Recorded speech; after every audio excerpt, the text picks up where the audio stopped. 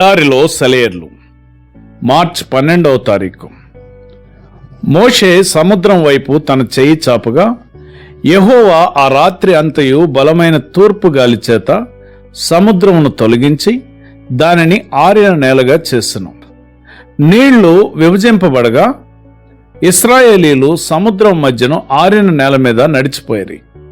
ఆ నీళ్లు వారి కుడి ఎడమ ప్రక్కలను వారికి గోడవలే నుండెను. నిర్గమకాండము 14వ అధ్యాయము 21-22 వచనాలు. గడిచిన కాలంలో క్రూరుడైన ఫరోతో తన ప్రజల కోసం దేవుడు ఎలా పోరాడాడో చూడండి.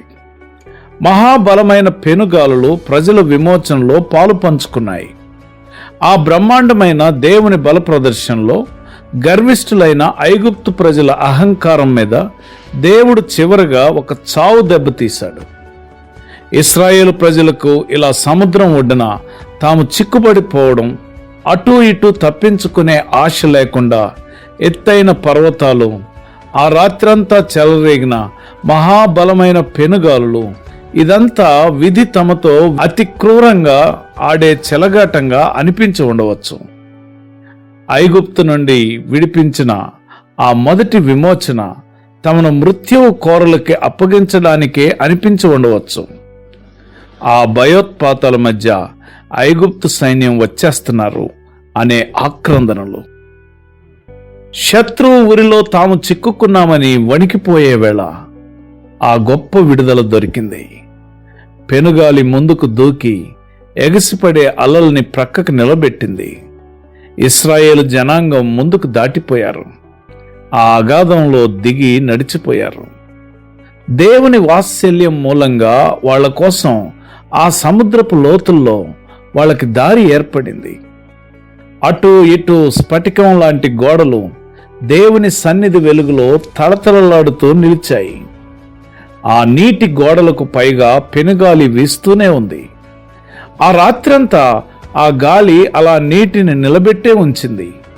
ఉదయమయ్యే వరకు ఇశ్రాయేలీలందరూ అవతలి ఒడ్డున కాలు మోపే వరకు ఆ పెనుగాలి తన పనిని విరమించుకోలేదు. పెనుగాలి దేవుని పని చేసిందంటూ దేవునికి స్తుతిగీతాలు పాడారు వారు. శత్రువు అనుకున్నాడు, వాళ్ళని తరుముతాను, వాళ్ళని కలుసుకుంటాను, దోపుడు సొమ్ము దక్కించుకుంటాను. అయితే నీవు నీ గాలిని విసిరి కొట్టావు, సముద్రం వారిని కప్పింది. వారు మహా అగాధమైన నీళ్లలో సీసంలాగా మునిగిపోయారు. ఒక రోజున దేవుని దయ వల్ల మనం కూడా స్ఫటిక సముద్రంపై నిలబడతాము. దేవుని వీణలను చేబూని దేవుని సేవకుడైన మోషే పాట పాడుతాము. పరిశుద్ధులకు రాజువైన దేవా, నీ మార్గాలు న్యాయమైనవి అంటూ గొర్రెపిల్ల పాట పాడుతాము. పెనుగాలులు మన విమోచనకి ఎలా తోడ్పడ్డాయో గుర్తు చేసుకుంటాము. ఈ విచారం నీకిప్పుడు అంతుపట్టకపోవచ్చు, కానీ తరువాత నీకు తెలుస్తుంది.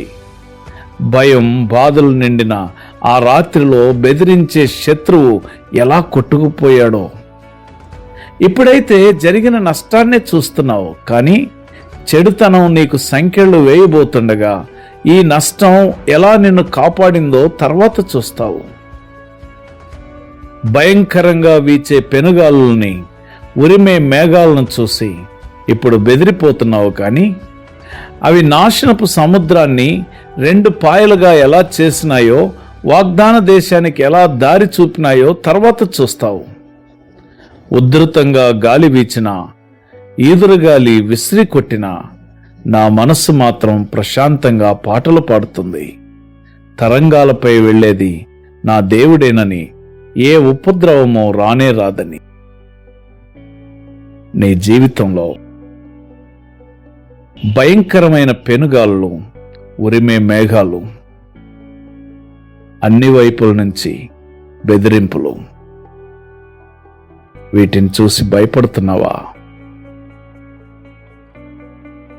ఆ రాత్రి ఇశ్రాయేలీలు ఆ పెనుగాలిని చూసి భయపడ్డారు. కానీ ఆ పెనుగాలే దేవుడు వారిని కాపాడడానికి, విడిపించడానికి పంపిన దూతని తరువాత దినం వారికి అర్థమైంది.